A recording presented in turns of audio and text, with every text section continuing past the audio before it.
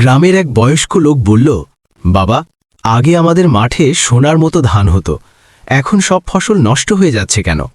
শিক্ষিত লোকটি শান্তভাবে বলল, চাচা, আবহাওয়ার পরিবর্তন, অতিরিক্ত কীটনাশক ব্যবহার আর মাটির উর্বরতা কমে যাওয়াই এর প্রধান কারণ। সরাসরি মাঠে গেল বিষয়টি নিজের চোখে দেখার জন্য।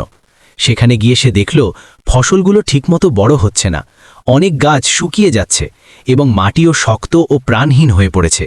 সবকিছু দেখে যুবকটি সিদ্ধান্ত নিল গ্রামবাসীদের সঙ্গে আলোচনা করে নতুনভাবে পরিবেশ বান্ধব পদ্ধতিতে চাষাবাদ শুরু করতে হবে।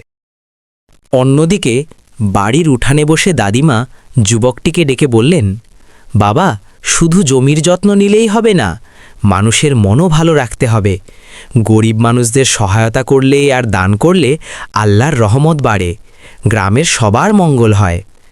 গ্রামের এক লোক ও একটি ছোট্ট শিশু হাঁটতে হাঁটতে মাঠের পাশ দিয়ে যাচ্ছিল। হঠাৎ তারা দেখে যে জমিগুলো কিছুদিন আগেও শুকিয়ে যাচ্ছিল সেখানে এখন সব ফসল সবুজ হয়ে সুন্দরভাবে বেড়ে উঠছে। লোকটি অবাক হয়ে বলল, এ যেন আল্লাহর রহমত। গতকালও যে জমি শুকিয়েছিল আজ তা ভরে গেছে সবুজে।